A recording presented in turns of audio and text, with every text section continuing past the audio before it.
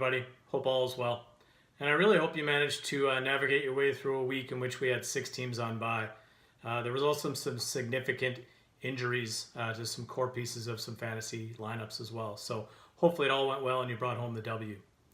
Well, it's crunch time in our leagues. Fantasy playoffs are starting to take shape.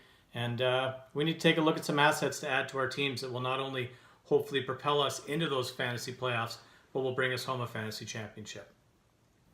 Our first bye this week is Mike Davis of the Seattle Seahawks.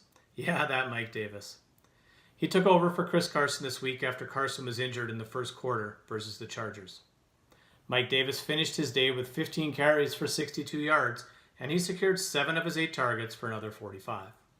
Earlier this season in Week 5, when Carson missed the matchup with the Arizona Cardinals, Davis filled in, totaled 101 yards on 21 carries, and he added 23 more yards on 4 catches. Carson will most certainly miss Week 10 and looks like he may miss multiple weeks. But regardless of how much time Carson misses, he's a beat-up running back, and Mike Davis has proven that he can fill in and fill in well for the Seahawks. The Seahawks have a Week 10 matchup versus the Los Angeles Rams, and Seattle's going to run the ball a lot in that game, mainly because that's what their offense does, but also they're going to try to limit the amount of time that potent Rams offense is on the field. They follow Week 10's game with a Week 11 matchup versus Green Bay and Week 12 versus Carolina. Those are also good matchups for Seattle. So as long as Carson's out, Davis is going to have an RB2 value, but he won't take that typical RB2 price tag when you go to acquire him. Our second buy this week is Keenan Allen of the Los Angeles Chargers. You know, most owners have been a little disappointed with Allen's production this year. He's sitting at wide receiver 26 entering into Week 9. He had 100 points through the first 7 games last year, and he had exactly 100 points through the first 7 games this year.